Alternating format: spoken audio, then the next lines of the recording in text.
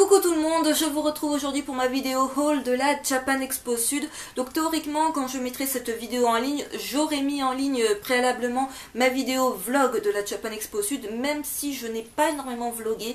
J'ai plus profité du moment présent, voilà, à papoter, à rigoler, tout ça, plutôt qu'à filmer. Et en même temps, avec le monde qui avait filmé était un tout petit peu compliqué. Donc je vous tourne cette vidéo haul, on est le samedi 7 mars. Je reviens de ma seconde et dernière journée à la Japan Expo Sud parce que je ne peux vraiment pas y être demain. Et en même temps, même si j'avais eu la possibilité d'y aller demain, je ne l'aurais probablement pas fait parce que hier on a passé toute la journée, c'est-à-dire jusqu'à la fermeture à la Japan Expo. Et là, aujourd'hui, on était crevés, on avait fait 10 fois le tour. Et à 4 heures, autant vous dire, on était sortis. Je suis désolée si je bafouille un peu dans cette vidéo, mais je suis complètement crevée. Je n'ai pas énormément dormi la nuit dernière. Autant vous dire, là, je vais bien dormir cette nuit. Mais je voulais vous faire cette vidéo achat, voilà, où je vous présente un petit peu tout ce que je me suis procuré à la Japan Expo Sud. Donc, pour ceux qui ne le savent pas, c'est ma toute première convention de Japan Expo. Et autant vous dire, c'était Noël. Voilà, il y en avait partout, les stands brillaient de mille feux.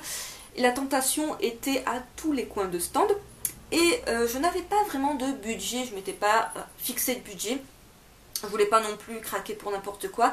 Du coup j'ai vraiment sélectionné quelques trucs que je voulais impérativement ramener de cette Japan Expo. Voilà, j'avais des trucs, je me disais ça c'est obligé, tu vas à la Japan Expo, tu le ramènes. Et voilà, donc je vais vous présenter un petit peu tout ça. Je ne sais pas vraiment s'il s'agit d'un big haul, pour moi c'est pas vraiment un très très gros haul. Mais peut-être que pour vous ça va vous paraître assez conséquent. Donc je commence avec ce que je portais aujourd'hui. Donc j'ai porté toute la journée ce bandeau avec ses magnifiques oreilles, ses petites clochettes, ses rubans, c'est juste sublime. Donc je l'ai porté toute la journée, mais autant vous dire j'étais ravie de l'enlever en sortant parce que ça vous fait extrêmement mal au crâne. Et le bruit des clochettes toute la journée, ça fait aussi mal au crâne. Mais voilà, je le trouvais vraiment trop mignon. C'est un petit peu l'achat obligé pour moi à la Japan Expo.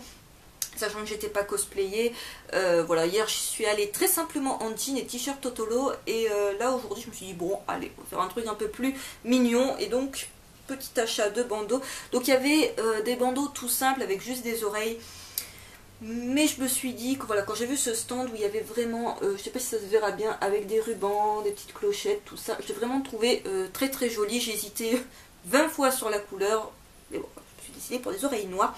Donc ce serre-tête m'a coûté 12 €. Alors avec, je portais ce haut que je n'ai pas enlevé, même si en bas j'ai mis mon bas de pyjama, donc dire que je suis crevée. Et en bas je portais cette jupe avec un legging noir parce que oui, la jupe est juste méga courte et je n'allais pas m'amuser en plein mois de mars à Marseille à n'avoir que cette jupe. Donc jupe que j'ai achetée hier pour 20 € sur un stand qui vendait des vêtements un petit peu dans le délire, on va dire, gothique. Ensuite, j'ai fait un achat assez conséquent qu'on peut trouver inutile complètement d'ailleurs. Mais voilà, depuis Noël, j'ai un nouveau téléphone, donc Samsung Galaxy S5, on s'en fout un petit peu. Et je n'avais pas de coque vraiment super sympa, j'avais juste ma coque blanche basique.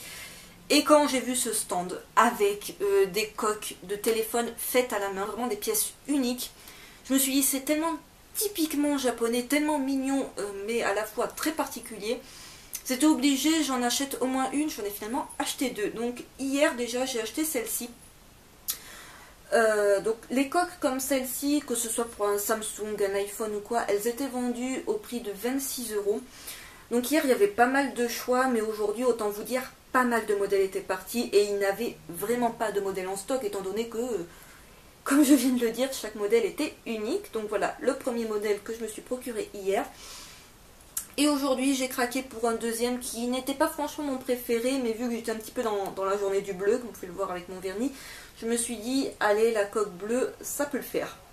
Donc voilà, deux coques à 26 € la coque, c'est assez conséquent, mais je sais que c'est pas des coques que je vais trouver dans n'importe quel magasin, donc voilà. Ensuite, j'ai mis les 3/4 des goodies dans ce sac.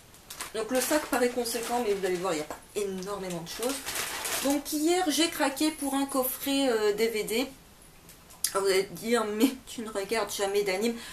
Oui, je ne regarde effectivement jamais d'anime, mais là, comme je vous l'ai dit dans ma vidéo annonce Japan Expo, je pars pour 3 semaines de stage et je me suis dit que pour m'auto-remonter le moral dans mes soirées toute seule. J'allais me faire un anime assez fun, et quoi de plus fun que Skip Beat. Donc il s'agit du coffret de l'intégrale, donc des 25 épisodes, coffret qui m'a coûté 10 €. Voilà, franchement je n'aurais pas mis plus pour un coffret DVD, sachant que je regarde très peu d'animes. Mais je me suis dit pour 10 € l'intégrale de Skip Beat, j'adore le manga. Alors je sais très bien que cet anime doit s'arrêter vraiment au tout premier tome du manga, peut-être même pas le tome 10. Mais peu importe, c'est vraiment une série que j'apprécie beaucoup et j'ai hâte de voir ce que ça va donner en anime. Alors aujourd'hui j'ai craqué pour une figurine pop. Alors si vous me suivez sur Facebook, j'avais mis une photo il y a de cela déjà un petit moment de petites figurines que je collectionne de Game of Thrones, et j'en ai également une du Joker. Et je voulais une Funko de The Crow.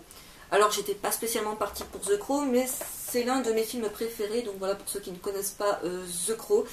Je parle bien évidemment du tout premier film, je ne parle pas de toutes les suites qui ont été faites, ni de la série télé. Voilà, je parle vraiment du tout premier film de The Crow avec Brandon Lee, que j'adore, et quand j'ai vu cette figurine, je me suis dit, obligée, elle vient à la maison. Donc cette figurine était vendue au prix de 12 €. Ce qui est le prix vendu en magasin, puisque j'ai eu l'occasion d'en voir par exemple à Alpha BD, et je sais qu'elles sont vendues à ce prix-là dans ces magasins, donc j'aurais pu l'acheter ailleurs, certes, mais c'est un petit peu le craquage du jour. Ensuite, mini souvenir. Mini souvenir, alors je ne sais pas combien je l'ai payé par contre, parce que je l'ai acheté avec un autre article qui n'était pas pour moi, et du coup j'ai dû la payer 5 €. Si je dis pas de bêtises, ça m'a coûté 5 €. Donc il s'agit d'un tout petit porte-clés, même pas porte-clés, on va dire porte-clés de Hatsune Miku, donc Vocaloid, que voilà, je voulais absolument un tout petit produit Hatsune. Et je me suis dit, mais pourquoi pas ça quoi finalement, parce qu'il y avait les peluches, il y avait les t-shirts, il y avait les posters. Je ne voyais pas ramener quelque chose d'aussi gros à la maison, mais ça passe encore. Voilà, c'est discret. C'est petit, ça fait un petit truc kawaii à ramener. Et en même temps, voilà, je peux l'emmener partout avec moi. Ensuite, on a trouvé un stand qui vendait des marque-pages. Alors vous allez voir, la qualité n'est pas tip top, mais j'ai eu ces 10 marque-pages pour 5 €. Alors ok, vous allez me dire, mais c'est juste du papier imprimé, enfin c'est pas tip top niveau qualité, c'est pas le beau marque-page. Mais pour le prix, je trouve que ça va. Ils avaient beaucoup de choix. Et voilà, j'ai fait ma petite sélection. On a toutes craqué, on a toutes fait notre petite sélection de 10 marque-pages.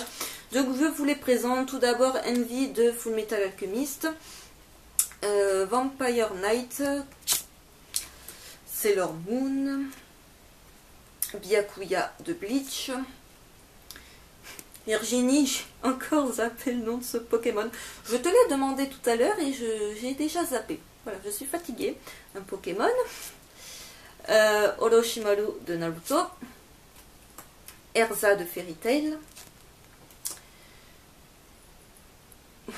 Gros doute sur son nom. La princesse sirène dans l'arc des hommes poissons de One Piece. Gros doute sur son nom, je ne vais pas le tenter. Inuyasha de la série du même nom.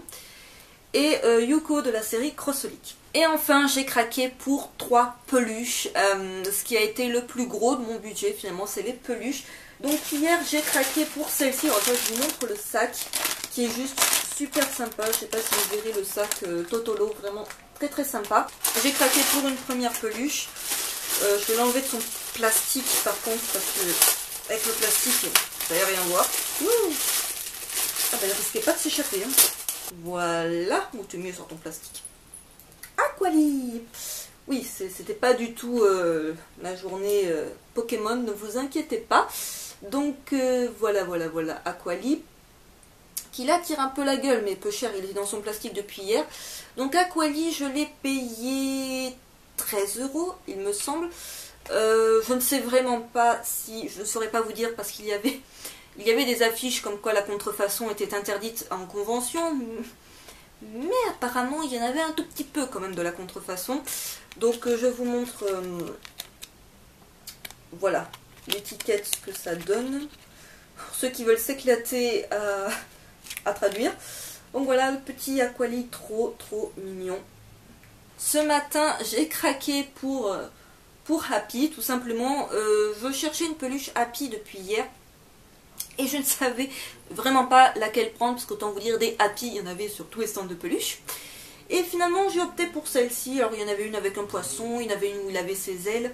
Et puis finalement celle-là où il est tout simplement assis. Je me suis dit celle-là je vais pouvoir la caler quelque part tranquillou. Voilà, donc là encore la petite étiquette, je ne saurais vraiment pas vous dire s'il s'agit d'une vraie, d'une fausse.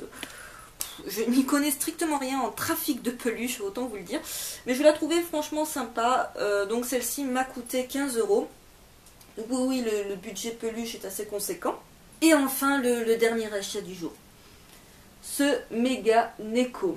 Voilà, mais ça c'était l'achat juste obligé de la Japan Expo. C'est que j'en voulais un depuis déjà assez longtemps. Et en convention, je n'ai jamais craqué pour un Neko, et sûrement pas pour un Neko aussi gros. Mais quand j'ai vu celui-là, ça a été un petit peu le coup de foudre. Alors je ne sais pas si ça se verra, vu que là je tourne avec une lumière toute pourrie. Mais il a les moustaches et les yeux et la bouche qui brillent en or, quoi. Et derrière, petit détail super sympathique, je vous montre ses fesses. Les petites ailes d'ange. Mais c'est trop chou. Voilà, alors il y en avait de toutes les couleurs, de toutes les tailles, de tous les prix aussi, oui d'ailleurs. Je vous montre la petite étiquette. Voilà, voilà, avec le petit japonais ou chinois, parce qu'à mon avis beaucoup de trucs doivent être fabriqués en Chine. Et donc celui-ci m'a coûté 25 €. Donc oui, un petit peu cher tout de même, mais c'était vraiment, voilà... craquage peluche, on va dire. J'en ai terminé avec ma présentation des achats de la Japan Expo Sud. J'espère que cette vidéo vous aura plu. N'hésitez pas à me dire en commentaire ce que vous en avez pensé. N'hésitez pas aussi à me dire si vous étiez à la convention et ce que vous avez peut-être également acheté ou ce que vous avez vu, si vous êtes allé à des dédicaces ou quoi que ce soit d'autre. Et je vous dis à très vite pour une prochaine vidéo.